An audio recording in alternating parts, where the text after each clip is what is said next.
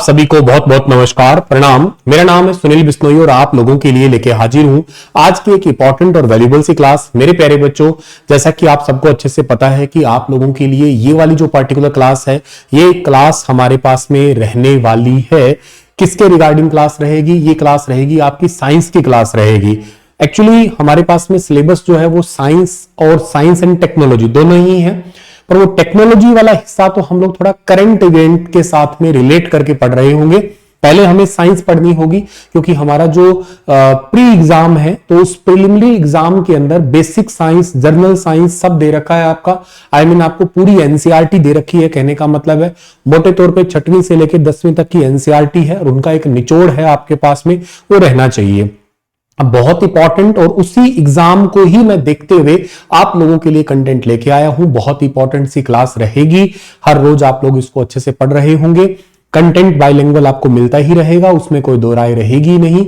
बस आप लोगों को अच्छे से मन लगा के पढ़ना है, चीजों को याद करना है। तो चलते हैं, सेशन की हम लोग कर रहे होते हैं शुरुआत। और हाँ, मैं आपको बता देता हूं, ये वाली पर्टिकुलर क्लास आपको बैच के अंदर तो खैर मिल ही रही है, आधारशिला बैच में, लेकिन के साथ साथ आप लोगों को जो है ये क्लास आपको वाईटी पे भी देखने को मिल जाएगी, मतलब यूट्यूब पे भी देखने को मिलेगी।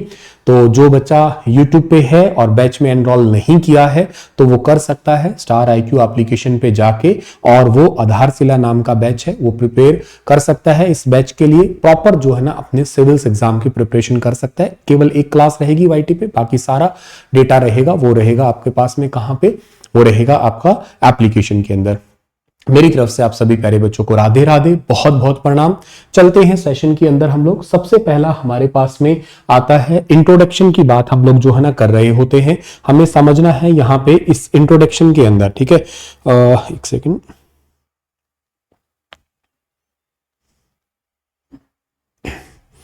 हाँ जी, तो हमारे पास में जो सबसे पहली और इंटरेस्टिंग बात यह है कि हमें पढ़ना है, स्टार्ट कहां से करना है सर, क्या क्या चीजें सीखनी है, जाननी है हमें। आपको बेसिक साइंस के अंदर 3 चीजें ही होती है पढ़ने के लिए। एक आपको बायो पढ़नी होती है, एक आपको फिजिक्स पढ़नी होती है, और एक आपके पास में होती है केमिस्ट्री पढ़नी होती है, यानी कि जीव विज्ञान पढ़नी है आप लोगों को। एक आपको भौतिक विज्ञान पढ़नी है और एक आप लोगों को रसायन विज्ञान है, इसके बारे में जानना है। रसायन शास्त्र कह दीजिएगा, रसायन विज्ञान कह दीजिएगा, एक इसके बारे में जानना है। 3 चीजें हैं जिनको आपको अच्छे से पढ़ना है। सबसे इंपॉर्टेंट जो हमारे लिए है वो बायोलॉजी है। सबसे पहले इसी को ही पूरा करेंगे हम लोग पैरेलली, मतलब ऐसा कुछ नहीं है कि इसी को पहले पूरा करेंगे, पैरेलली। अभी तो हमारे पास में स्टार्टिंग के कुछ डेज में हम थोड़ा इंट्रोडक्शन लेके चल रहे होंगे, पैरेलली बायो के साथ केमिस्ट्री स्टार्ट कर रहे होंगे, और साथ के साथ में फिजिक्स भी है, उसे भी हम पूरा कर रहे होंगे। तो आज की क्लास एक टाइप की इंट्रोडक्टरी क्लास है, जिसमें आप लोग बेसिक इंट्रोडक्शन लेने वाले हैं। और किस किस का इंट्रोडक्शन लेंगे वो देखो आप लोग। हमारे पास में सबसे और इंटरेस्टिंग इंपॉर्टेंट बात आती है बायोलॉजी। एक वर्ड है, और इस बायोलॉजी को मैं अगर तोड़ने की कोशिश करता हूं तो इसका मतलब क्या है सर? इसका मतलब है, एक तो वर्ड आता है बायो, और एक वर्ड आता है हमारे पास में यहां पे लॉजी वर्ड आता है, बायो और लॉजी। और ये दोनों के दोनों ही वर्ड पता है कैसे हैं? दोनों के दोनों वर्ड ही लैटिन वर्ड है आपके। अगर ये अलग अलग हैं तो आपके, लेकिन अगर मैं इन दोनों को मिला रहा हूं तो इसका मतलब क्या है? इसका मतलब है आपके पास में बायो का मतलब वो होता है जितनी भी आपकी लिविंग बॉडीज होती है, यानी कि जिसको आप लोग सजीव कहा करते हैं, लिविंग कहा करते हैं, उनको एक्चुअली आप लोग कहा करेंगे बायोस से रिलेट करेंगे, यानी कि जो लिविंग लाइफ है, मतलब वटेवर जो भी आपको लिविंग चीजें दिखाई देती है इस दुनिया के अंदर, सब के सब आपके पास बायोस के अंदर आ रही है। और अगर मैं कहता हूं आपकी लॉजी, तो इसका मतलब क्या है? कभी भी आपको LOGY, लॉजी वर्ड, ये वर्ड रूट है, इसका मतलब होता है to study about. To study about, किसी के बारे में ही अगर आप लोग एक्चुअली पढ़ रहे हो तो आप समझ जाइएगा कि उसको आप लोग लॉजी कहते हैं। मतलब जिसके अंदर आप जीव पढ़ रहे हो, जिसके अंदर जीवन होता है, उसी को एक्चुअली आप बायोलॉजी पढ़ रहे हो। और दुनिया में सबसे पहले इसी के बारे में ही आप लोग रिलेट करते करते आए थे।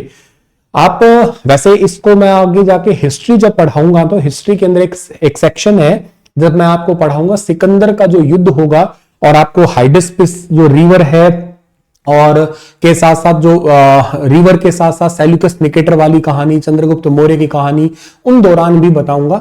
उस टाइम पीरियड तक 326 ईसा पूर्व तक आते आते इंसान को ज्यादा पता नहीं था कि इंसान और बंदर में भी क्या फर्क है। तो सिकंदर की सेना जो थी ना, वो बेसिकली बंदरों को भी ऐसे मारने की कोशिश करी थी। उनको लग रहा था कि ये भी इंसान है, मतलब उनको बंदर और इंसान के बारे में बहुत ज्यादा डिफरेंस पता नहीं था उन दिनों तक।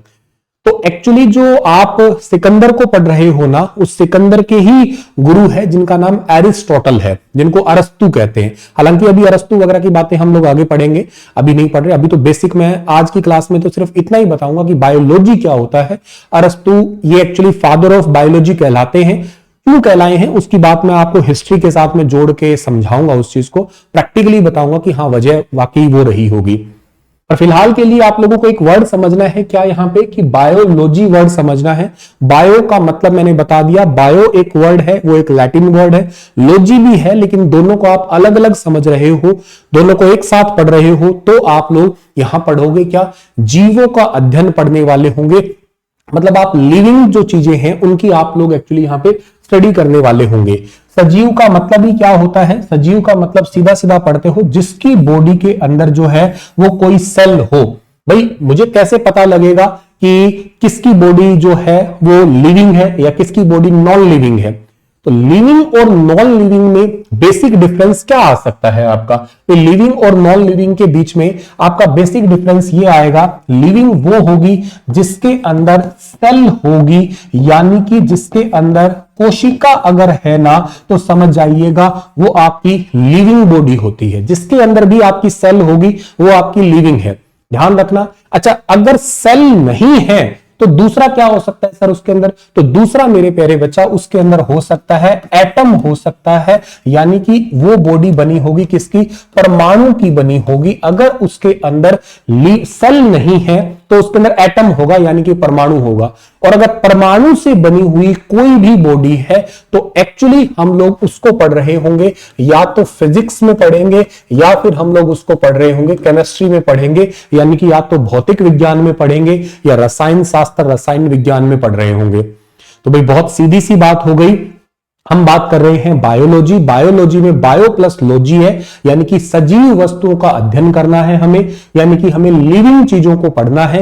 लिविंग किसको बोलने वाले हो, लिविंग उसको बोलते हैं जिसके जो भी बॉडी सेल से मिलके बनती है ना उसको एक्चुअली आप लिविंग कहते हो, ध्यान रखना। मतलब जो भी आपकी बॉडी सेल से बनी होगी, living are those whose bodies are made up of cell, यानी कि जिसकी बॉडी कोशिका से अगर बनी हुई है उसको आप लोग सजीव कहोगे। और निर्जीव किसको कहोगे सर, जिसकी बॉडी में परमाणु होता है आपके, ठीक है ना, सीधी सी बात है। Non living are those whose body are made up of atoms, जो एटम से मिलके बनी है, यानी कि जो परमाणुओं से मिलके बनी है, और परमाणु से बनी हुई बॉडी है उसी की स्टडी हम करते हैं कहां पे, फिजिक्स और केमिस्ट्री में। क्योंकि हम लोगों ने कहा कि हम बात बायोलॉजी की करेंगे तो हम लोग जो है फिजिक्स और केमिस्ट्री, यानी कि हम नॉन लिविंग की तो बात नहीं करेंगे। मतलब बात यह आती है कि इस पर्टिकुलर क्लास के अंदर स्पेशली हम लोग इस मार्कर के बारे में तो बात नहीं करेंगे कि ये मार्कर कैसे बना है। हम इस पर्टिकुलर क्लास में डिजिटल बोर्ड की तो बात नहीं करने वाले, एसी की बात नहीं करने वाले, कैमरा की बात नहीं करने वाले, माइक की बात नहीं करने वाले। हम इन्हीं की ही बात करेंगे जिसमें जीवन हो। मतलब मैं तुम्हारी बात करूंगा, मैं मेरी बात करूंगा, मैं पौधों की बात करूंगा, मैं जीव जंतुओं की बात करूंगा, मैं उनकी बात करूंगा जिनके अंदर सेल होती है। मतलब मैं लिविंग आइटम्स की बात करूंगा यहां पे, यानी कि मैं बायोलॉजी की बात करूंगा। कैसे पता लगेगा मुझे कि कोई लिविंग आइटम है, कौन कौन से एग्जाम्पल तो खैर बताने की ज्यादा नीड है नहीं। एग्जाम्पल में लिविंग में क्या हो सकता है, या तो प्लांट होगा या एनिमल होगा, बैक्टीरिया होगा, फंगी होगा, यानी कि आपका, और इसके अलावा वायरस भी। वायरस में थोड़ा सा एक इश्यू होगा, वायरस वाला पॉइंट हमें थोड़ा समझना होगा। वायरस विषाणु है। वायरस जो है आपका ये वैसे नॉन लिविंग है बायोलॉजी की टर्म्स में देखें तो, लेकिन इस वायरस के अंदर जो है वो आरएनए और डीएनए होते हैं। आई मीन इसके अंदर जेनेटिक मटेरियल होता है। जैसे ही इसको कोई होस्ट सेल मिल जाएगी ये तुरंत जिंदा हो जाएगा। मान के चलो ये मार्कर है, यहां पे एक वायरस है, अगर ये यहां पड़ा है तो ये पड़ा ही रहेगा, ये नॉन लिविंग है, ये कुछ भी आगे एक्टिविटी नहीं कर रहा, ये कोई भी आगे जाके बढ़ नहीं रहा है, कुछ नहीं हो रहा। लेकिन जैसे ही मैंने इसको टच किया, होस्ट सेल मतलब कि एक ऐसी सेल जो इसको एक्चुअली एक्सेलरेट कर रही है, मेरी सेल इसके साथ जैसे टच हुई तो इसके अंदर एक्चुअली क्या है, चेंजेस आने स्टार्ट हो जाएंगे। अब ये क्या करेगा, अब ये ग्रो होगा क्योंकि इसके अंदर डीएनए आरएनए है, जेनेटिक मटेरियल है। हालांकि वायरस में आगे जाके डिजीज वगैरह में थोड़ा डेप्थ में बताऊंगा, पहली क्लास है, इंट्रोडक्शन है, तो अभी के लिए इतना समझ के हमें चलना होगा कि वायरस क्या है। वायरस वैसे तो साइंस के रूप में देख के चलते हैं तो नॉन लिविंग होता है आपका। विषाणु क्या होता है सर? विषाणु एक टाइप का आपका सजीव के अंदर नहीं आता, मतलब ये निर्जीव के अंदर आता है आपका। विषाणु एक निर्जीव है, मतलब नॉन लिविंग है। यह पोषित कोशिका से ऊर्जा ग्रहण कर सजीव की भांति व्यवहार करते हैं आपके, यानी कि it obtain energy from the host cell. Host cell in the sense, मैंने कहा ना इस मार्कर पे वायरस था, जैसे ही मेरी बॉडी के टच किया तो मेरी बॉडी का जो सेल था उस सेल को मैंने होस्ट सेल कहा, इससे इसने एनर्जी ले ली और इसने एनर्जी लेके ये अब क्या करेगा, ये बिहेव लाइक अ लिविंग है, लिविंग नहीं लेकिन बिहेव लाइक अ लिविंग। अब ये एनर्जी लेके लिविंग की तरह बिहेव कर रहा है, तो अब ये start behaving like a living.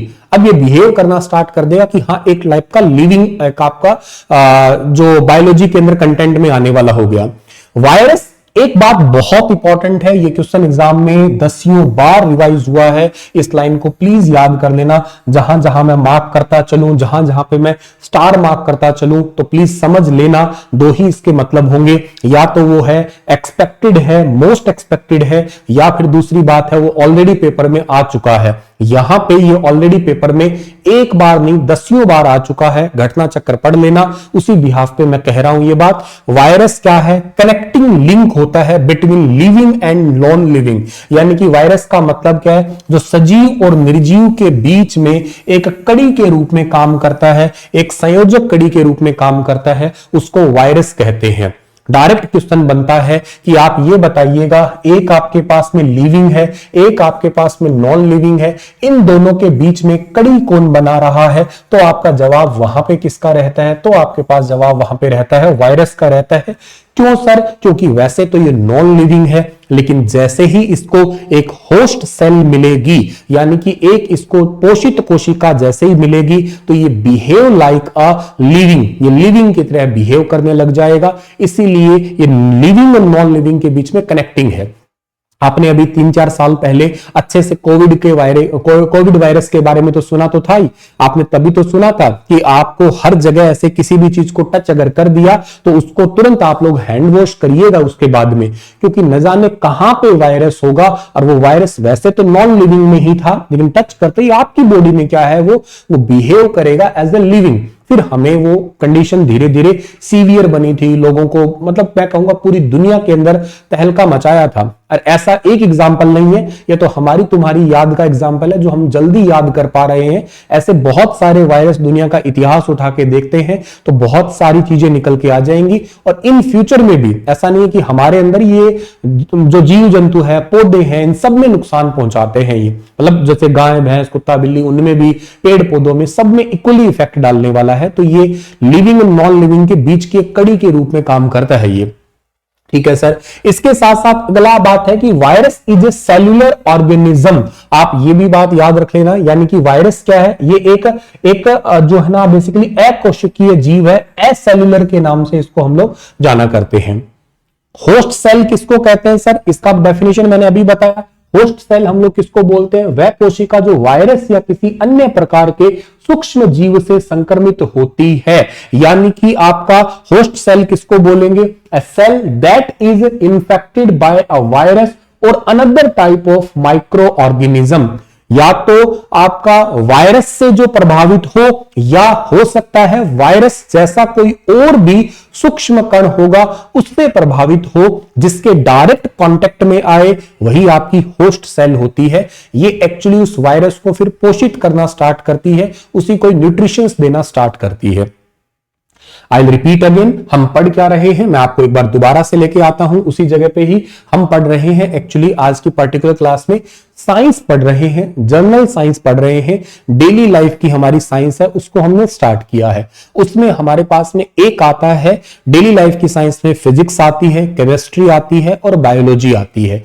अगर हम लोग बात करते हैं फिजिक्स, केमिस्ट्री और बायोलॉजी में मोटे मोटे तौर पे डिफरेंस निकाल के बात करें तो दो चीजों का मेन डिफरेंस आता है। एक डिफरेंस आता है जिसमें लिविंग एक आता है, नॉन लिविंग आता है।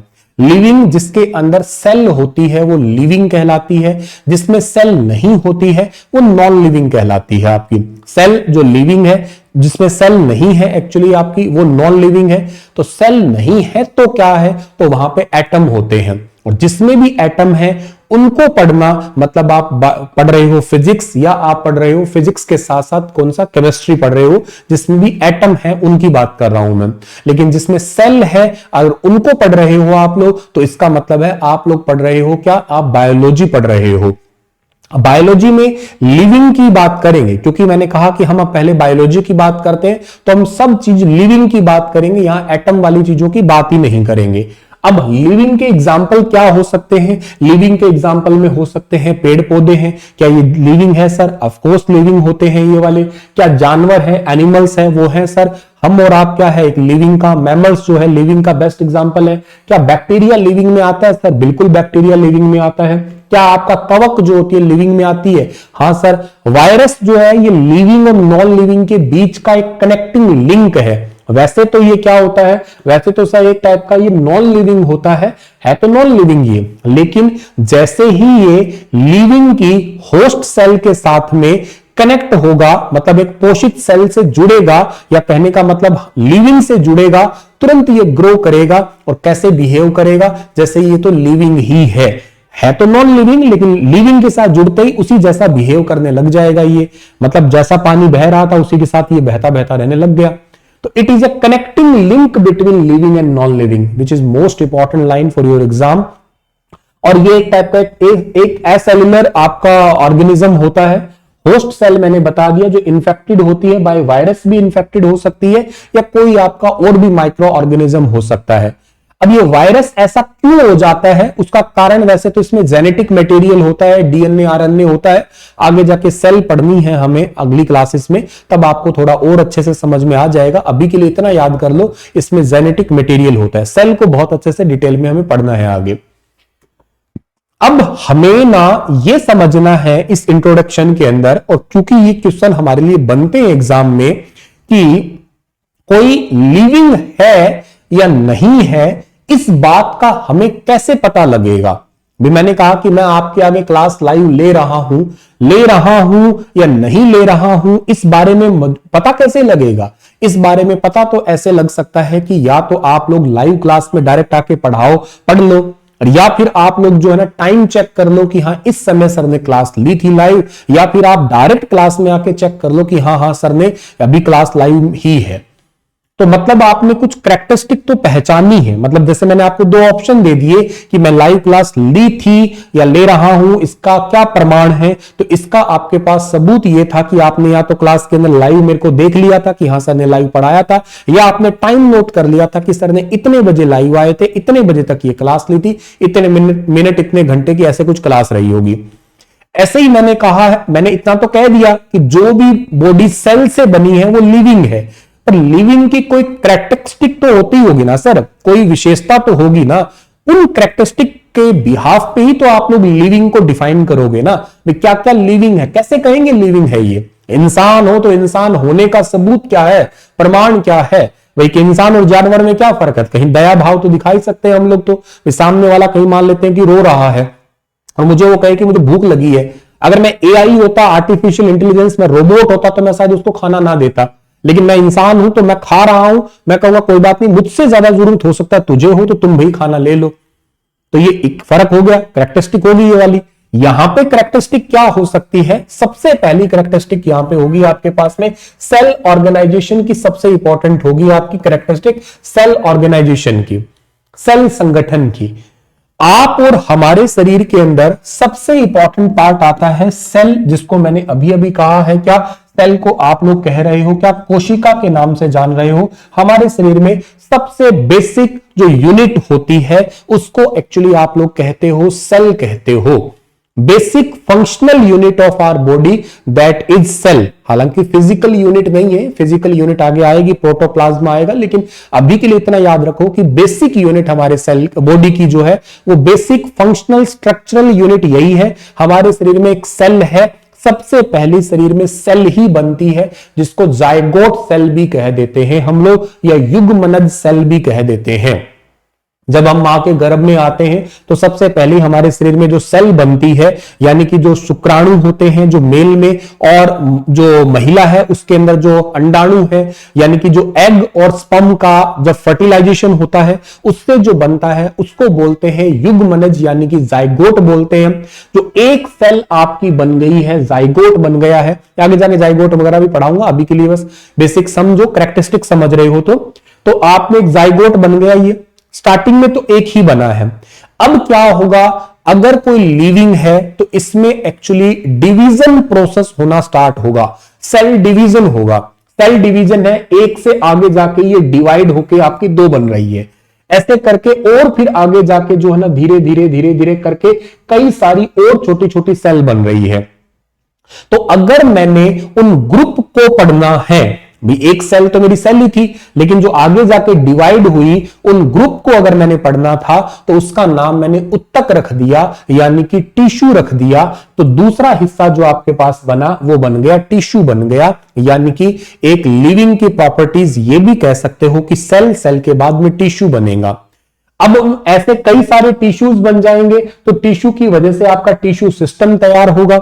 ऐसे ही फिर हमारी बॉडी में ऑर्गन बन जाएगा, एक आपका एक पर्टिकुलर ऑर्गन बनेगा, लाइक हार्ट एक ऑर्गन बन सकता है, लाइक ब्रेन एक ऑर्गन बन सकता है, किडनी बन सकता है, लीवर बन सकता है, स्मॉल इंटेस्टाइन बन सकता है, लार्ज इंटेस्टाइन बन सकता है। उसके बाद ऑर्गन सिस्टम होगा, और हम बहुत सारे ऑर्गन सिस्टम पढ़ेंगे, हम नर्वस सिस्टम पढ़ेंगे, हम सर्कुलेटरी सिस्टम पढ़ेंगे, हम स्केलेटन सिस्टम पढ़ेंगे, हम लोग रेस्पिरेटरी सिस्टम है वो पढ़ेंगे, एंडोक्राइन सिस्टम पढ़ेंगे। तो ऐसे हमारी बॉडी में कई सारे सिस्टम तैयार हो जाएंगे, और जब ऐसे सिस्टम होंगे मिल गए तो हमारा शरीर बन जाएगा, यानी कि लिविंग बॉडी के नाम से इसको जानेंगे। कहने का सीधा सीधा सा मतलब है, सबसे पहले शरीर में कोशिका है, कोशिका से उत्तक बना, उत्तक से उत्तक का समूह बना, अंग समूह बना, और सजीव का एक शरीर बन गया। एक सेल थी, कई सारी सेल का ग्रुप है, उसको टिश्यू कह दिया। टिश्यू से एक ऑर्गन बन गया, लाइक हमारा हार्ट हो गया। ऑर्गन से ऑर्गन सिस्टम होकर आपका पूरा शरीर तैयार हो रहा है। मतलब यह है कि कोई लिविंग है क्या, इस बात का प्रमाण हमें कहां से मिलता है, सेल ऑर्गेनाइजेशन से। ये आपका एमसीक्यू है, ध्यान रखना डायरेक्ट, इसको आप केवल इंट्रोडक्शन मत समझना, इसमें से भर भर के क्वेश्चन निकलते हैं। ध्यान रखना आप लोग, क्या क्वेश्चन बनेगा कि लिविंग बॉडी है उसकी कैरेक्टरिस्टिक इनमें से कौन सी है, लिविंग जो है सजीव वस्तु है उसकी क्या विशेषता है। तो ऑप्शन में आपको पहला मिलेगा सेल ऑर्गेनाइजेशन है। तो हां, उस सेल ऑर्गेनाइजेशन एक विशेषता है, कोशिका संगठन हिंदी में जिसको कहेंगे, तो ये उसकी एक विशेषता, एक कैरेक्टरिस्टिक है। ऐसे मैं आपको टोटल 10 बताऊंगा, एक बता दिए, 9 और बताऊंगा आज की ही क्लास के अंदर, तो ध्यान से सुनते रहना। बहुत आसान है, ट्रस्ट मी, आपको तुरंत समझ में आ जाएगी। समझ में तो सबको ही आती है, बहुत समझदार ही होते हैं सारे।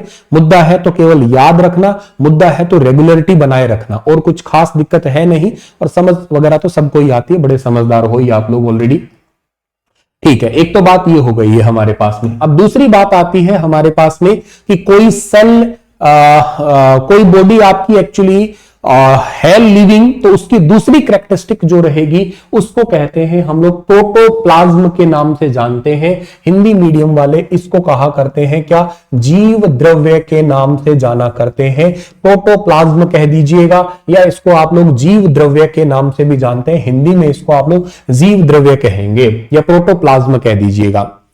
आप समझ लेते हैं कि प्रोटोप्लाज्म क्या होता है। मान के चलते हैं हमारे पास में ये एक सेल हो गई, ठीक है ना, एक बाहर का आपको पूरा कवर हो गया, एक सेल हो गई।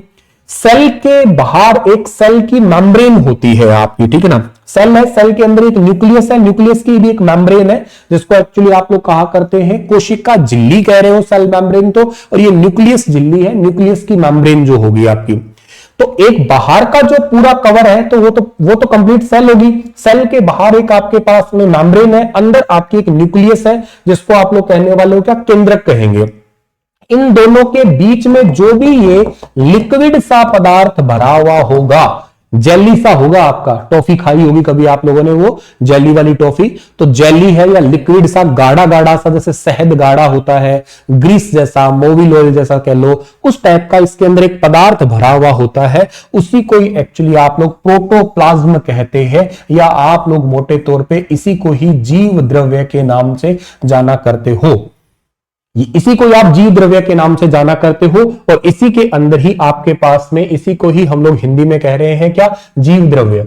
और ये भी पता है दो पार्ट होते हैं इसके अंदर भी, इसी के अंदर अब पूरा सेल पढ़ेंगे, इसमें तो बहुत सारी चीजें पढ़ेंगे, माइटोकॉन्ड्रिया पढ़ेंगे, गोल्गी बॉडीज पढ़ेंगे, इसी के अंदर हम लोग राइबोसोम पढ़ेंगे, सब पढ़ेंगे डिटेल से। इसी में दो हिस्से आते हैं, एक आता है इसमें लिक्विड पार्ट आता है, एक आता है इसमें सॉलिड पार्ट आता है। ये एग्जाम में सबसे ज्यादा पूछा जाता है, प्लीज इसको अच्छे से याद कर लेना आप लोग। मतलब मैंने क्या कहा कि जीव द्रव्य किसको कहते हैं, जीव द्रव्य मैंने कहा कि ये आपके पास में सेल है, इसके अंदर ये न्यूक्लियस है, इस सेल के बाहर एक आपकी मेम्ब्रेन लगी हुई है आपकी, ठीक ना, ये मेम्ब्रेन है, और एक इसी न्यूक्लियस के बाहर भी मेम्ब्रेन है। इनके बीच में यहां पे जो भी कुछ भरा हुआ है आपका लिक्विड सा पदार्थ, जिसको जीव द्रव्य कहते हैं, उसी को आप प्रोटोप्लाज्म या जीव द्रव्य के नाम से जानोगे, जो दो टाइप का है। एक टाइप आता है लिक्विड और एक टाइप आता है सर जिसको कहते हैं सॉलिड। सॉलिड वाला जो है उसके अंदर जो रहेगा उसको कहते हैं सेल ऑर्गेनेली के नाम से जानते हैं, यानी कि इसको कहते हैं कोशिकांग जानते हैं। एग्जाम्पल से आप इसके अंदर लाइसोसोम ले सकते हो, एग्जाम्पल से माइटोकॉन्ड्रिया, वेरी वेरी इंपॉर्टेंट, जिसको सेल पावर हाउस कहते हैं, आगे जाके सेल में तो देख ही लेंगे, लेकिन कोशिकांग जिसको कहते हैं वो ठोस वाले का एग्जाम्पल है। लिक्विड के अंदर होगा कोशिका द्रव्य और केंद्रक द्रव्य आपका रहेगा। इंग्लिश में क्या बोलेंगे सर इनको, एक तो प्रोटोप्लाज्म में लिक्विड पार्ट होता है और एक प्रोटोप्लाज्म में क्या रहेगा सर, सॉलिड पार्ट रहेगा। वेरी इंपॉर्टेंट हमारे एग्जाम के लिए है क्या, हमारे एग्जाम के लिए रहेगा सॉलिड पार्ट, इसमें वेरी इंपॉर्टेंट है। सॉलिड पार्ट में क्या होगा, सॉलिड पार्ट में आपके पास में सेल ऑर्गेनेली होते हैं, ध्यान रखना, जिसको आप लोग एक मोटे तौर पे जो है वो माइटोकॉन्ड्रिया का एग्जांपल लेके रख सकते हो, या आप कह सकते हो पावर हाउस जो है ना, पावर हाउस वो किसका एग्जांपल है, तो power house actually cell organelles का एग्जांपल है आपका, यानी कि सॉलिड पार्ट का या प्रोटोप्लाज्म का एक हिस्सा रहेगा। तो कहने का सीधा सीधा सा मतलब हमारे पास में रहेगा क्या सर, कि आपकी जो सेल है वो या कोई बॉडी लिविंग है तो उसका क्या कैरेक्टरिस्टिक है। पहला तो कैरेक्टरिस्टिक था कि उसमें सेल ऑर्गेनाइजेशन होना चाहिए, दूसरा कैरेक्टरिस्टिक है उसके अंदर प्रोटोप्लाज्म। अब प्रोटोप्लाज्म मतलब जीव द्रव्य, यानी कि जो आपका न्यूक्लियस और सेल मेम्ब्रेन के बीच में आपका जो लिक्विड पार्ट है, जिसको जीव द्रव्य कहते हो या जिसको जेली जैसा पार्ट कहते हो, जिसके अंदर दो हिस्से आते हैं, एक लिक्विड आता है, एक सॉलिड आता है। लिक्विड में भी आपके पास साइटोप्लाज्म होता है, आगे जाके डिस्कस करेंगे इनको, एक न्यूक्लियोप्लाज्म भी होता है आगे आपका, लेकिन एक लिक्विड पार्ट और एक सॉलिड पार्ट है, जिसमें आपका जैसे पावर हाउस वगैरह इंक्लूड होते हैं, उसी को ही आप लोग कहने वाले हो, प्रोटोप्लाज्म का नाम जानोगे। ये दिखने में कुछ इस तरीके से आपका दिखाई दे रहा है, इसको आप लोग ऐसे थोड़ा जूम करके देखोगे तो इस तरीके से रहेगा। साइटोप्लाज्म जैसे आपके पास में साइटोसोल है, all other organelles plus cell inclusion इसके अंदर रहेगा। न्यूक्लियोप्लाज्म है जो ये इसका न्यूक्लियस के अंदर का द्रव्य है, जिसमें न्यूक्लियोसोल वगैरह रहेगा। ये न्यूक्लियस में पढ़ाऊंगा, जब सेल पढ़ाऊंगा तभी बात करेंगे उसमें। तो ये पार्ट आते हैं आपके पास में यहां पे। साइटोप्लाज्म जो है आपके पास में, ये साइटोप्लाज्म इज द प्रोटोप्लाज्म, ये enclosed by the plasm membrane, plasm membrane से एनक्लोज्ड रहता है। और प्रोटोप्लाज्म जो है ना, ये न्यूक्लियस और सेल मेम्ब्रेन के बीच का आपका लिक्विड या जेली सा पदार्थ रहेगा। तो कोशिका द्रव्य रहेगा एक, तो आपका केंद्रक द्रव्य है आपका, ये सॉलिड में कोशिकांग रहेगा। तो सिंपल सा डेफिनेशन करना है, अभी इसमें बहुत डेप्थ में नहीं जाना, डेप्थ में जाना पड़ेगा हमें, लेकिन आगे की दूसरी तीसरी क्लास में, बल्कि थर्ड क्लास होगी ना, थर्ड या फोर्थ क्लास होगी, साइटोलॉजी पढ़ा रहा हूंगा, उसके अंदर थोड़ा डेप्थ में जाऊंगा, तब जाके इसको एक एक करके बारीकी से और जानेंगे, एक एक करके एक एक का नाम, एक एक का एग्जाम्पल, एक एक का डेफिनेशन सब जानेंगे। अभी केवल माइंड में आज की क्लास में इतना याद रखो आप लोग कि कोई सेल है आपकी, अगर उस सेल की कोई लिविंग अगर है तो लिविंग की कैरेक्टरिस्टिक क्या है, लिविंग की विशेषता क्या है।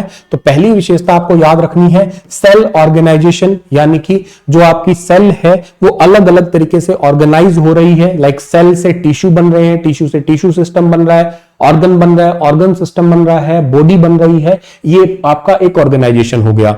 दूसरा प्रोटोप्लाज्म भी होगा। प्रोटोप्लाज्म का मतलब आप क्या पढ़ रहे हो, आप पढ़ रहे हो ये न्यूक्लियस वाला हिस्सा और ये आपके बाहर सेल मेम्ब्रेन है, इनके बीच का जो आपका जेली सा पदार्थ मिलेगा आपको, उसको आप लोग पढ़ रहे होंगे। प्रोटोप्लाज्म, इसमें एक लिक्विड पार्ट होता है, एक सॉलिड होता है। सॉलिड के अंदर आपके सारे के सारे सेल ऑर्गेनेली आएंगे, यानी कि कोशिकांग आएंगे आपके, जिसमें माइटोकॉन्ड्रिया आप लोग एक बेस्ट एग्जांपल के रूप में याद कर सकते हो।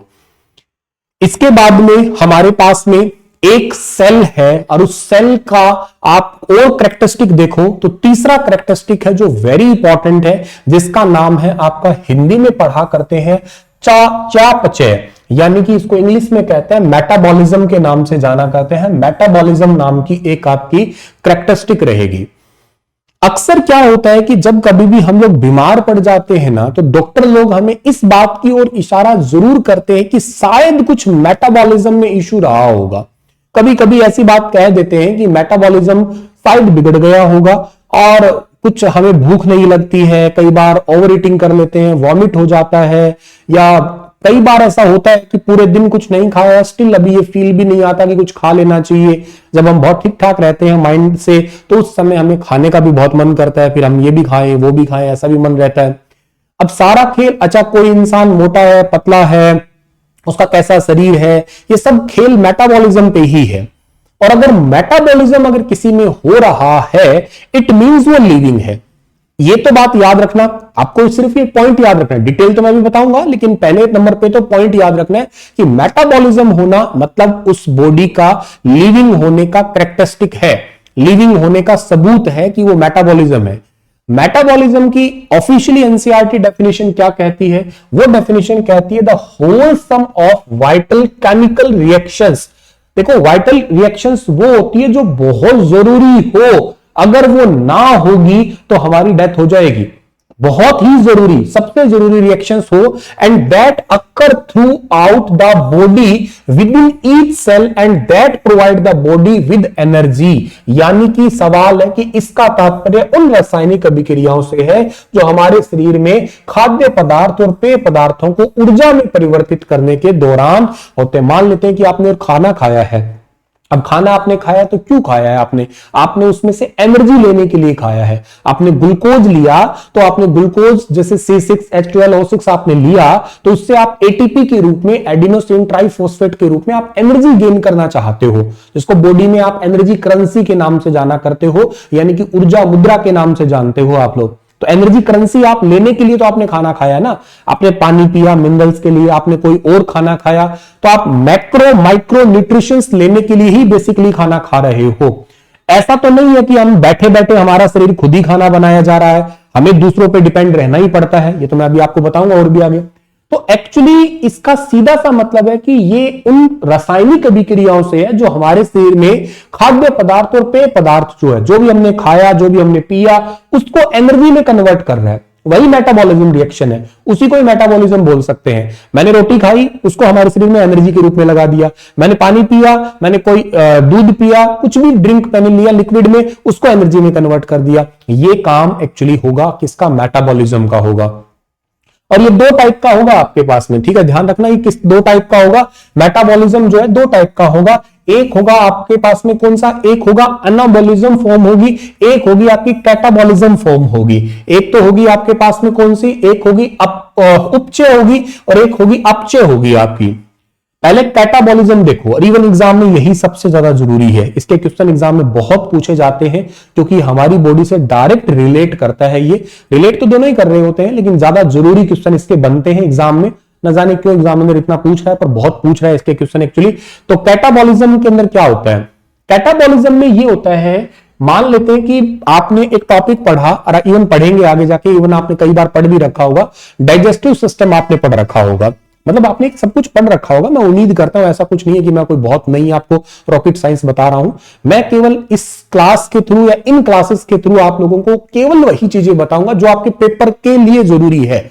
मैं ये बिल्कुल नहीं कह रहा कि आपने कुछ नहीं पढ़ रखा, आपने हो सकता है इससे ज्यादा पढ़ रखा होगा, पर मैं आपको साइंटिस्ट नहीं बनाना चाहता, ना ही मेरा बनाने का कोई ऐसा खास उद्देश्य है, ना ही मेरे पास इतनी कोई क्षमता है कि मैं आपको ऐसा कुछ करवा पाऊं या बना पाऊं। लेकिन मेरा ये उद्देश्य है कि मैं इन क्लासेस के थ्रू, इन बैचेस के थ्रू आप लोगों को वो फिल्टर्ड कंटेंट दे दूं जो आपके पेपर के लिए डायरेक्ट हिट करे, बस काम वही है। तो हो सकता है कि आपको इससे ज्यादा पता हो सकता है इससे कम पता हो सकता है बीच में हो।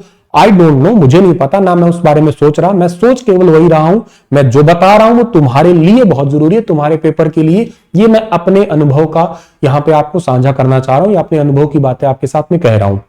उस पर खूब ध्यान देना आप लोग, ठीक है ना। जितना जरूरी है उतना डेप्थ में लेके जाऊंगा, जितना जरूरी नहीं है मैं तो उतना डेप्थ में लेके नहीं जाऊंगा। जो काम का है बस वही वही समझो, ठीक है। तो क्या बात कर रहे थे, हाँ हम बात कर रहे थे, आपको जैसे मैंने कहा ना, ये है तो दोनों ही जरूरी, पर पेपर के लिए ज्यादा मैंने देखा है पीवाईक्यू पेपरों के अंदर ये वाला आते हुए, जिसको अपचय के नाम से जानते हैं, यानी कि कैटाबॉलिज्म के नाम से। एक टॉपिक आपने पढ़ा होगा जिसका नाम है डाइजेस्टिव सिस्टम, टॉपिक पढ़ा होगा, पाचन तंत्र है। अब इसका मतलब क्या होता है, इसमें आप मेन चीज पढ़ा करते हो क्या, एंजाइम्स पढ़ते हो आप लोग। सारा खेल पाचन पढ़ना, मतलब आप डाइजेस्टिव सिस्टम में थ्रू आउट पूरे टॉपिक में, मतलब पूरी एलिमेंट्री कैनाल में आपका एक ही फोकस होता है कि आप एंजाइम एंजाइम एंजाइम, कभी आप रेनिन एंजाइम पे जाते हो, कभी आप ट्रिप्सिन पे जाते हो, कभी किस एंजाइम पे जा रहे हो, कहने का मतलब आप एंजाइम का काम क्या है, बड़े को छोटे में तोड़ देना। यही है ना आपका मतलब, आपने रोटी ली खाई है, आपने दांतों से आपने उसको छोटा किया है, और छोटा करके छोटा होते ही और छोटा, अब ये छोटे करने का मतलब ये नहीं कि सिंपल तोड़ दिया, यहां पे वो छोटे पार्ट में तोड़ना है जो बॉडी डायरेक्ट उसको डाइजेस्ट कर ले, बॉडी ब्लड में डायरेक्ट वो एनर्जी के रूप में आ जाए। तो हमें, अगर हमने जो खाना खाया और हमारे खाना खाने से जो हमें एनर्जी मिल रही है, इसका मतलब हमारे शरीर में वो कैटाबॉलिज्म हो रहा है, यानी कि उसको बोलते हैं अपचय नाम की प्रक्रिया हो रही है। इसके अंदर क्या होगा, एक बड़ा एलिमेंट है वो टूट जाएगा, छोटे छोटे टुकड़ों में टूट जाएगा आपका, इसमें एनर्जी का उत्सर्जन होगा, ऊर्जा का उत्सर्जन इसके अंदर होने वाला होगा आपका, यानी कि एनर्जी इसमें रिलीज होगी कैटाबॉलिज्म के अंदर। जैसे एग्जांपल से डाइजेशन इसमें आएगा, एक्सक्रिएशन इसमें आएगा, रेस्पिरेशन सिस्टम है वो भी इसी के अंदर ही आएगा आपका। तो मतलब एक एनर्जी जो है ना वो टूट गई है आपकी, अलग अलग अलग स्मॉलर छोटे छोटे छोटे छोटे मॉलिक्यूल्स के अंदर जो ना वो कैटाबॉलिक रिएक्शंस में ऐसा होगा कि लार्जर मॉलिक्यूल होंगे, बड़े बड़े मॉलिक्यूल्स होंगे, और वो टूट के अलग अलग अलग अलग मॉलिक्यूल्स हो जाएंगे, एनर्जी रिलीज होगी इससे। इसके उलट करोगे, जिसको आप लोग जो है ना एनाबॉलिक रिएक्शन के नाम से जानोगे, इसके अंदर क्या होगा, छोटे छोटे मॉलिक्यूल्स होंगे, वो मिलेंगे और मिलके एक बनेंगे आपके। जैसे हमारे शरीर के अंदर आप लोगों को अच्छे से पता होगा कि कई टाइप के जो है वो अमाइनो एसिड्स हैं, कई सारे टाइप के 20 प्रकार के लगभग अमाइनो एसिड है। वो मिलके क्या बनाते हैं सर, वो मिलके बनाते हैं क्या, प्रोटीन का निर्माण करते हैं वो, ठीक है ना, वो मिलके बनाते हैं प्रोटीन बनाते हैं। हमारी बॉडी के अंदर विटामिन डी है, वो स्किन के अंदर बनता है। हमारी स्किन जो है, स्किन हमारी बॉडी में आपको पता है विटामिन डी बनता है, विटामिन के भी बनता है, विटामिन B12 बनता है, विटामिन B12 लार्ज इंटेस्टाइन में बनता है, विटामिन के लार्ज इंटेस्टाइन के साथ साथ किडनी में बनता है, विटामिन डी हमारी स्किन में बनता है। तो विटामिन डी को स्टोर करना, विटामिन जो सूरज की लाइट है उससे जो मॉलिक्यूल्स है उसमें एक्चुअली यूवीए रेज है, ध्यान रखना, अल्ट्रावायलेट ए है, उससे जो है ना विटामिन डी आपका बन रहा होता है। और हालांकि वो बहुत ज्यादा होगी तो उससे स्किन टैनिंग भी हो जाती है, बात अलग है वो। तो इसका मतलब है फोटोसिंथेसिस ऑफ विटामिन डी हो गया, formation of protein from amino acid है, दैट इज एनाबॉलिज्म फॉर्म। इसको एनाबॉलिज्म फॉर्म के नाम से जानते हैं हम लोग। तो भैया क्या बात करी हमने बात ये की है, तीसरी कैरेक्टरिस्टिक हमने यहां पे देख ली। तीसरी कैरेक्टरिस्टिक क्या है, मेटाबॉलिज्म की कैरेक्टरिस्टिक है आपकी। तीन कैरेक्टरिस्टिक है, एक बार फिर देखो। कोई भी बॉडी अगर लिविंग है तो लिविंग, बायोलॉजी पढ़ रहे हो तो बायोलॉजी में कहा लिविंग है, लिविंग का पता कैसे लगेगा, पहला पता लगा हमें कि सेल ऑर्गेनाइजेशन होगा उसके अंदर आपका, यानी कि उसके अंदर सेल ऑर्गेनाइजेशन का मतलब है कोशिका का संगठन, यानी कि सेल है, सेल के बाद टिश्यू है, टिश्यू का आपका टिश्यू का पूरा ग्रुप बनेगा जिसको टिश्यू सिस्टम कहते हो, ऑर्गन बनेगा, ऑर्गन का सिस्टम बनेगा, लास्ट में आपके पास में बॉडी बन जाएगी। दूसरा मैंने कहा प्रोटोप्लाज्म होगा, और प्रोटोप्लाज्म को हिंदी में जीव द्रव्य कहते हो, एक जेली जैसा सा पदार्थ होता है आपका बिटवीन आपका जो न्यूक्लियस और के साथ साथ सेल मेम्ब्रेन के बीच का रहेगा, और इस दोनों मेम्ब्रेन के बीच का ही रहता है एक्चुअली ये। और ये जो जेली जैसा पदार्थ है इसमें एक लिक्विड है और एक सॉलिड है। सॉलिड वाले के अंदर आपके सारे कोशिकांग यानी कि ऑर्गेनेली रहते हैं, लिक्विड में साइटोप्लाज्म, न्यूक्लियोप्लाज्म यानी कि ये लिक्विड अनदर पार्ट्स है। इनको आगे जाके एक्सप्लेन करेंगे, अभी उतना डेप्थ में जाएंगे नहीं वरना तो लेक्चर स्विच हो जाएगा हमारा। उसके बाद में सर ने ये तो तरल और ठोस वाला हिंदी में हो गया। तीसरा पार्ट सर ने समझाया है आपको मेटाबॉलिज्म, जिसको हिंदी में पढ़ा करते हैं चयापचय की प्रक्रिया। मतलब इसका ये है ऐसी केमिकल रिएक्शन है जिसके थ्रू आपके बॉडी में जो भी लिक्विड है या कोई भी आपने खाना खाया है या कोई भी लिविंग पार्ट है, उससे वो एक्चुअली उसको एनर्जी के रूप में ट्रांसलेट कर रहा है, कन्वर्ट कर रहा है। कहने का मतलब the whole sum of a vital chemical reaction that occurs throughout the body within the each cell and that provide the body with energy. उससे एनर्जी भी मिलेगी। दो टाइप का होगा आपका, एक एनाबॉलिज्म होगा, इसमें छोटे छोटे मॉलिक्यूल्स है जुड़ के एक बनाएंगे, जैसे विटामिन डी वाला कहा मैंने, या आप लोग अमाइनो एसिड्स को मिला के एक प्रोटीन बनाते हो। एक कैटाबॉलिज्म है जो एग्जाम के लिए मोस्ट इंपॉर्टेंट है, एक मॉलिक्यूल है वो छोटे छोटे मॉलिक्यूल्स में टूट के और बनेगा आपका लाइक डाइजेशन, एक्सक्रिएशन और रेस्पिरेशन सिस्टम का प्रोसेस। हमने कहा तो ये बड़ा था मॉलिक्यूल, लार्जर मॉलिक्यूल छोटों में हो गए, अलग अलग मॉलिक्यूल जुड़ के एक हो गए आपके। ठीक है, इस मेटाबॉलिज्म के बाद में आता है फोर्थ कैरेक्टरिस्टिक आती है आपकी, उसका नाम क्या है, न्यूट्रिशंस आता है। न्यूट्रिशंस को आप लोग हिंदी में कहा करते हो पोषण के नाम से जाना करते हो। पोषण, हम लोग जितने आज हैं उतने हम हमेशा तो नहीं रहे होंगे, पक्की बात ही है। हालांकि हमें अभी भरोसा तो खैर नहीं होता कि हम छोटे भी कभी थे क्या, लेकिन हाँ हमारे फोटो, हमारी हरकतें वो हमारे घर वाले बता देते हैं कि भैया तुम भी ऐसे ही थे। वो कोई छोटा बच्चा, अभी 4-5 दिन पहले की बात है, और मतलब छुट्टियों में भांजा आया हुआ था और कुछ शरारतें कर रहा था, तो मैंने कहा कितना शरारती, कितना तंग करता है ये, आराम से बैठ नहीं सकता है क्या? तो मम्मी ने कहा तू भी तो ऐसा ही था। मैंने कहा मेरे को भरोसा नहीं हो रहा कि मैं ऐसा ही था।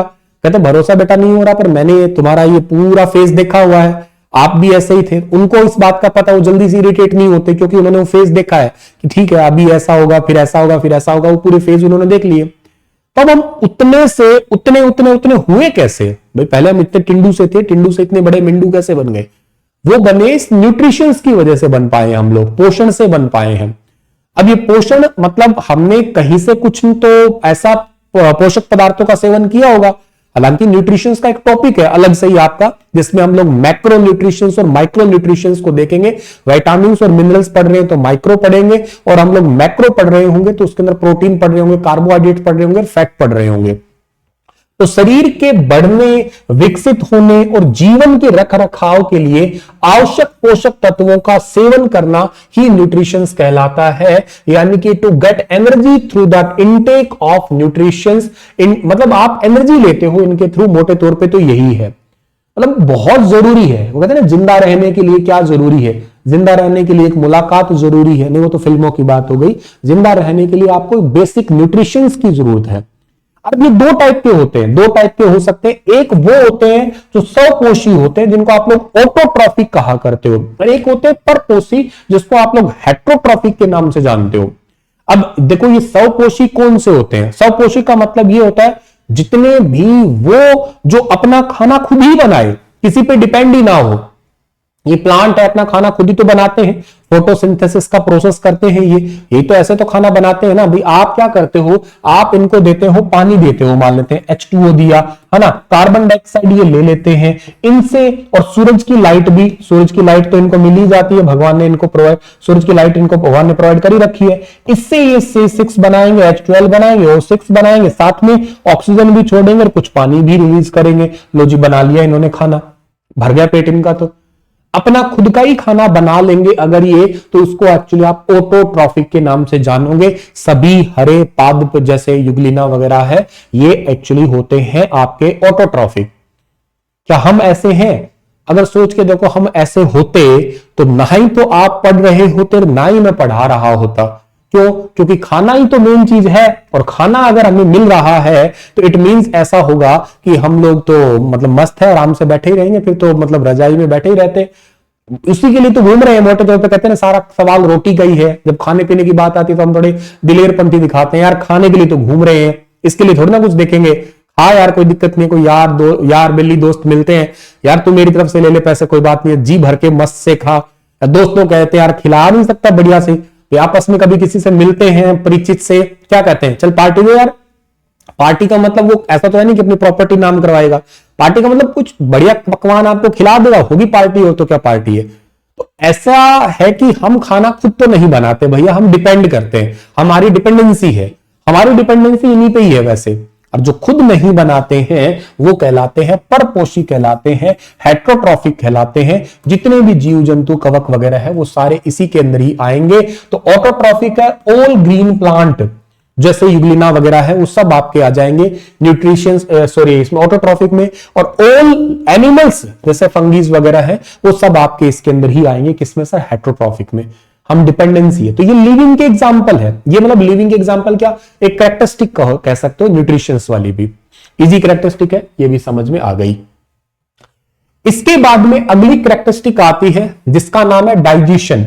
अब ये तो नाम से ही पता लग रहा है, क्यों पता लग रहा है, अभी अभी तो मैंने आप लोगों को समझाया है डाइजेशन क्या था। डाइजेशन का मतलब अभी अभी समझाया था आपको मैंने, कैटाबॉलिक और एनाबॉल, ये दो वर्ड मैंने आपको अभी अभी समझाए थे, ध्यान से देखा हो तो कैटाबॉलिक रिएक्शन और एनाबॉलिक रिएक्शन देखी थी मैंने कहा था पेपर में कैटाबॉलिक जरूरी ज्यादा है, और ये कैटाबॉलिक एक अनदर कैटाबॉलिक में आप एग्जांपल डाइजेशन का पढ़ी रहे थे, तो ये कैटाबॉलिक का ही तो एग्जांपल है, डाइजेशन और किसका एग्जांपल है। डाइजेशन का मतलब क्या है कि ब्रेकडाउन ऑफ लार्ज फूड और nutritions compound into a small component so that they can be absorbed to get energy, यानी कि जिसमें आहार के बड़े अणुओं को छोटे होते अणुओं में बदल दिया जाएगा, जैसे ही टूटेगा तुरंत एनर्जी बन जाएगी। यही तो होता है डाइजेशन, मतलब जिसमें डाइजेशन हो रहा है वो भी एक लिविंग कैरेक्टरिस्टिक के अंदर आएगा, मतलब वो भी एक लिविंग कहला सकता है, कहने का सेंस है ये आपका। तो डाइजेशन भी एक टाइप का आपका एक लिविंग बॉडी की कैरेक्टरिस्टिक है, ये याद रख लेना आप लोग।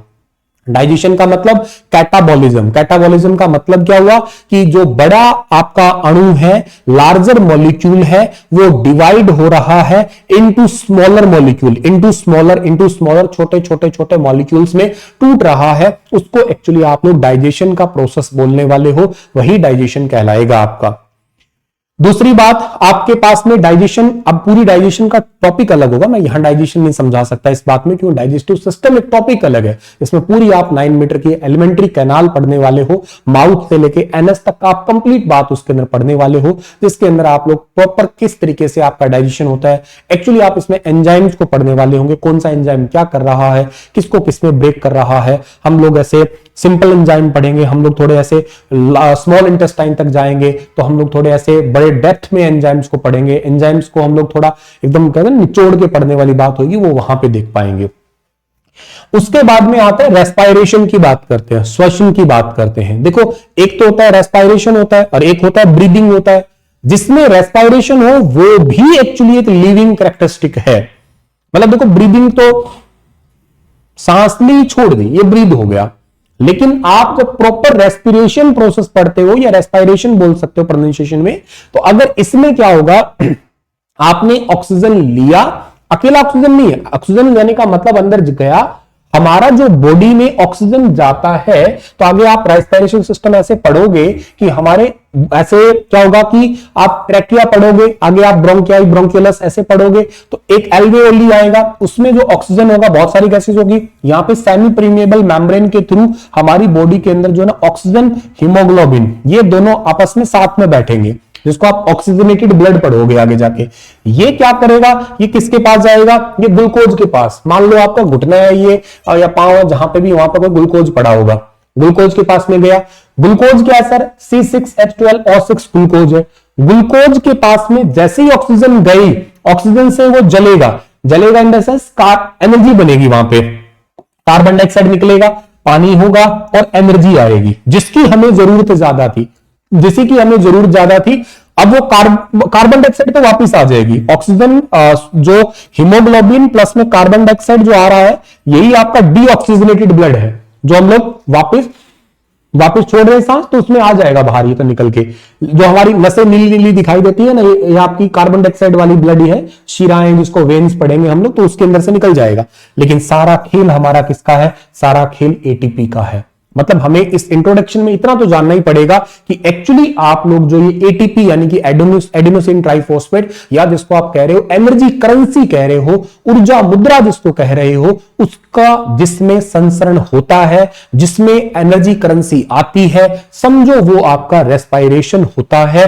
यानी कि जीवित कोशिकाओं का ऑक्सीजन ग्रहण करके ग्लूकोज के विखंडन से कार्बन डाइऑक्साइड मुक्त कर एटीपी के रूप में ऊर्जा प्राप्त करवाना ही एक्सवर्शन कहलाता है। यानी कि क्या बोला रेस्पिरेशन में आप लोग, इन दिस प्रोसेस, इस प्रोसेस के अंदर क्या होगा, energy is produced by the breakdown of glucose, glucose को पहले तोड़ा आपने, with the help of intake oxygen, glucose टूटा किससे, ग्लूकोज टूटा है ऑक्सीजन से टूटा है आपका, and which is further used by cell to perform various function.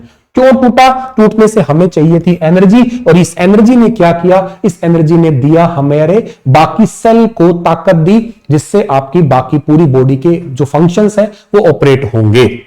तो मतलब आपने पहले हवा ली है, नाक के थ्रू ली है, विंड पाइप में आई है, लंग्स में आई है, खून में घुली है, हीमोग्लोबिन पिगमेंट के साथ मिला, फिर कार्बन डाइऑक्साइड इनटेक में आउट में आया, इनटेक में ऑक्सीजन आया, आउट में कार्बन डाइऑक्साइड आ गया, और ऐसे करके आपके पास रेस्पिरेशन सिस्टम होगा।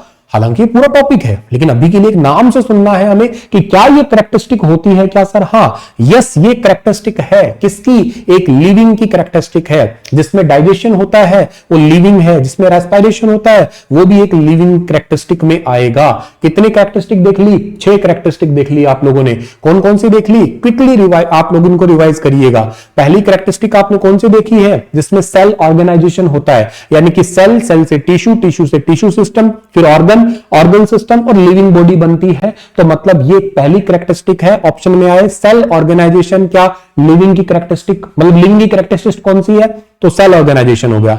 दूसरा है क्या, उसके अंदर आपका सेल प्रोटोप्लाज्म, हाँ सेल प्रोटोप्लाज्म है तो भी लिविंग की कैरेक्टरिस्टिक है, मतलब आप सेल मेम्ब्रेन और जो न्यूक्लियस मेम्ब्रेन के बीच का एक लिक्विड पार्ट पढ़ते हो, जिसको जेली, द्रव्य, लिक्विड कहते हो, वही आपके पास प्रोटोप्लाज्म है। ये भी वैसे 2 टाइप का होगा, एक लिक्विड होगा, एक सॉलिड होगा। सॉलिड में आपका होगा सेल ऑर्गेनेली होगा, लाइक माइटोकॉन्ड्रिया वगैरह, लिक्विड में आपका कोशिका द्रव्य या केंद्रक द्रव्य होगा, ये भी याद रखना है आपको, जिसको एक्चुअली आप लोग कहने वाले हो साइटोप्लाज्म या न्यूक्लियोप्लाज्म भी बोल सकते हैं। इसके बाद में बताया था मेटाबॉलिज्म, मेटाबॉलिज्म में आपने क्या कहा था कि ये बेसिकली जो आप खाते हो पीते हो उसमें से एनर्जी के रूप में कन्वर्ट करना मेटाबॉलिज्म है। 2 टाइप का होगा, एक एनाबॉलिज्म होगा, एक कैटाबॉलिज्म होगा। एनाबॉलिज्म में क्या होगा सर, एनाबॉलिज्म में छोटे छोटे टुकड़े मिलके एक बनेगा, लाइक आपके पास में बहुत सारे अमाइनो एसिड से प्रोटीन बन रहा है। और कैटाबॉलिज्म का मतलब सर ने ये कहा था कि आपका कैटाबॉलिज्म में लार्ज कोई टुकड़ा होगा वो छोटों में टूट जाएगा, जैसे डाइजेशन है, एक्सक्रिएशन है, रेस्पिरेशन है, वो सब आपका कैटाबॉलिज्म का ही पार्ट है। न्यूट्रिशंस का मतलब क्या बताया था, न्यूट्रिशंस मतलब to get energy through the intake of nutrition, जो भी आपके न्यूट्रिएंट होते हैं उनसे आप एनर्जी लेते हो। 2 टाइप से हो सकता है, ऑटोट्रॉफिक जो खुद ही अपना खाना बना लेते हैं लाइक प्लांट वगैरह हो गए, और जो हम खाना नहीं बनाते वो हेटरोट्रॉफिक हो गए लाइक सारे एनिमल्स हो गए। डाइजेशन, डाइजेशन एक कैटाबॉलिज्म का बेस्ट एग्जांपल है ये आपका, जो एंजाइम्स की हेल्प से हम लोग क्या करते हैं हमारे बॉडी के अंदर, जैसे हमने प्रोटीन लिया है, लाइक हमने कार्बोहाइड्रेट लिया है, लाइक हमने फैट लिया है, तो ये क्या करेंगे, ये सब टूटेंगे और ये कॉम्प्लेक्स से सिंपल स्ट्रक्चर में टूटेंगे, तो वो आपका डाइजेशन का एक प्रोसेस आ जाएगा। रेस्पिरेशन में क्या होगा, ये आपका जो इनटेक होगा, इसमें आप लोग ये एग्जांपल ले सकते हो, एयर लोगे, एयर से नोज, फिर विंड पाइप, फिर आपका लंग्स की तरफ जाएगा, ब्लड में ऑक्सीजन घुलेगा और ग्लूकोज को तोड़ेगा, वहां से एनर्जी बनाएगा, बॉडी में एनर्जी लगेगी, आउट में बाहर कार्बन डाइऑक्साइड बाहर निकल जाएगा। पूरी प्रोसेस को आप कहने वाले हो क्या, रेस्पिरेशन सिस्टम कहोगे, यानी कि ग्लूकोज बाहर की ऑक्सीजन से ब्रेक होने वाला है। 7th नंबर कैरेक्टरिस्टिक क्या है, टोटल 10 कैरेक्टरिस्टिक है, तो 7th कैरेक्टरिस्टिक क्या पढ़नी है हमें, उसका नाम है एक्सक्रिएशन। पढ़ते हो आप लोग, ये भी साधारण सी चीज है एक्सक्रिएशन, जिसको हिंदी में आप उत्सर्जन कहते हो, यानी कि शरीर के अंदर कोई अपशिष्ट पदार्थ है, हमारे शरीर में यूरिन है, यूरिया है, अमोनिया है, ये क्या है, ये सब एक अपशिष्ट पदार्थ है, इनको बाहर निकालना जरूरी है। अगर नहीं निकाला तो हमारी डेथ हो सकती है, ऑर्गन डैमेज हो सकते हैं। किडनी सबसे पहले इफेक्ट होती है अगर शरीर से एक्सक्रिएटरी सिस्टम डैमेज होता है, तो एक्सक्रिएटरी सिस्टम ठीक ढंग से फंक्शन नहीं करेगा तो किडनी जो है वो भाई जवाब दे देगी, सीधी सी बात है। इसीलिए कहा जाता है कि फुल पानी पिया करो, पानी की प्यास नहीं लगती है तो भी पानी पियो, कम से कम 2, 4, 5 लीटर पानी हर रोज पियो, साथियों, अगर किडनी को हेल्दी रखना है तो, क्योंकि शरीर का सारा टॉक्सिक जो है ना अच्छे से छान सके, वो उस पर बोझ ज्यादा ना पड़े, उसके ऊपर प्रेशर ज्यादा ना आए, इसलिए पानी खूब पीना चाहिए, भरपूर पीना चाहिए। सर्दियों में हमारी इंटेक वाटर इंटेक कम हो जाता है क्योंकि जनरली जरूरत नहीं पड़ती, लेकिन आप फिर भी याद कर करके रिमाइंडर लगा लगा खूब पानी पिया करो। सर दर्द होता है किसी किसी का सर्दियों में, तो वो इसी वजह से ही होता है, पानी खूब पिया करो, ठीक है। तो अपशिष्ट पदार्थों का शरीर से बाहर निकलना होता है आपका, कोई भी अपशिष्ट पदार्थ हो सकता है बॉडी से, मतलब ए बी सी डी कोई भी है, या जो भी है आपका ए से बी में बदला तो साथ में सी डी कुछ अपशिष्ट निकलेंगे, तो उनको बाहर निकालना कहने का मतलब। एक होता है आपके पास में यहां पे सेंसिटिविटी, जिसको बोलते हो आप लोग हिंदी में, सेंसिटिविटी को आप लोग कहने वाले हो क्या, संवेदनशीलता के नाम से बोलोगे। अब जैसे एग्जांपल से मैं इस क्लास में बैठ पढ़ा रहा हूं, मुझे ये एहसास है कि मैं पढ़ा रहा हूं, ठीक है, मुझे ये भी एहसास है कि अब सर्दी है कि गर्मी है, एकदम से बाहर कोई हॉर्न बजाएगा तो मेरा ध्यान तुरंत जाएगा, यार हॉर्न कौन बजा रहा है, मुझे मेरे नाम से कोई आवाज लगाए सुनील सर, मैं तुरंत वहां एक्टिवेट हो जाऊंगा कि यार कौन बुला रहा है मुझे।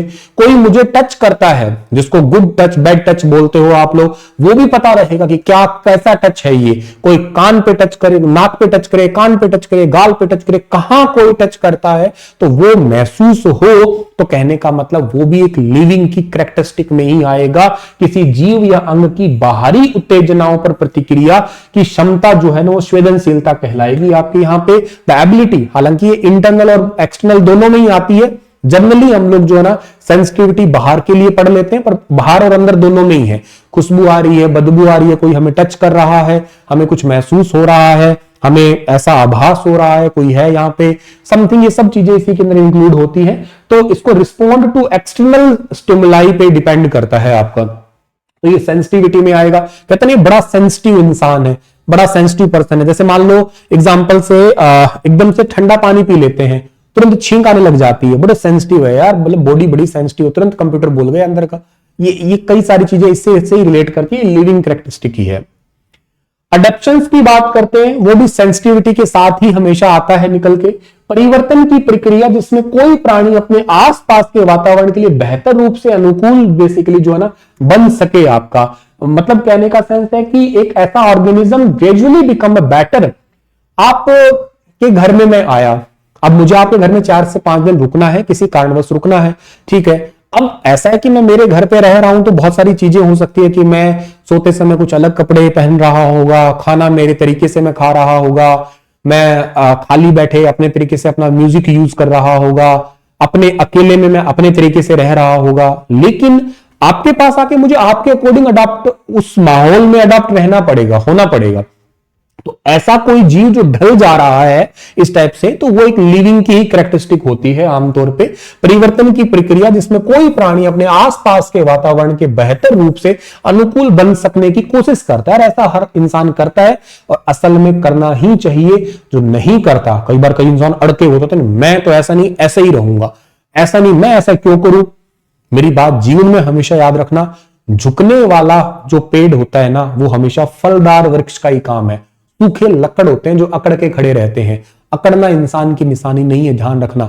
झुकना इंसान की निशानी है। गलती तुम्हारी हो या ना हो, तुम सॉरी बोलो, पहली बात। दूसरी बात, तुम लोग हमेशा झुके रहो, ये फलदार वृक्ष की निशानी होती है। अडॉप्शंस में रहो, ये कैरेक्टरिस्टिक है भैया, हम नहीं कह रहे, किताबें कह रही है। मानो इन चीजों को, आपको पढ़ना तो है, ये जॉब तो लगना ही है, आपके साथ साथ थोड़ा थोड़ा अपना व्यवहार भी सुधारना है, क्योंकि उसमें सदियां बीत जाती है। मुझे लगता है व्यवहार में, पढ़ाई नौकरी कोई बड़ी चीज नहीं है। आसानी से अगर जिसने लगन लगा के पढ़ाई की है तो कर सकता है वो अचीव। ऐसी कोई खास अलग रॉकेट साइंस नहीं है, बस हाँ बशर्ते उसकी डेडिकेशन, उसका प्रोडक्टिव आवर कितना पढ़ता है, कैसे पढ़ता है, उन पे डिपेंड करता है, क्या मैकेनिज्म है, वो सब हो जाता है।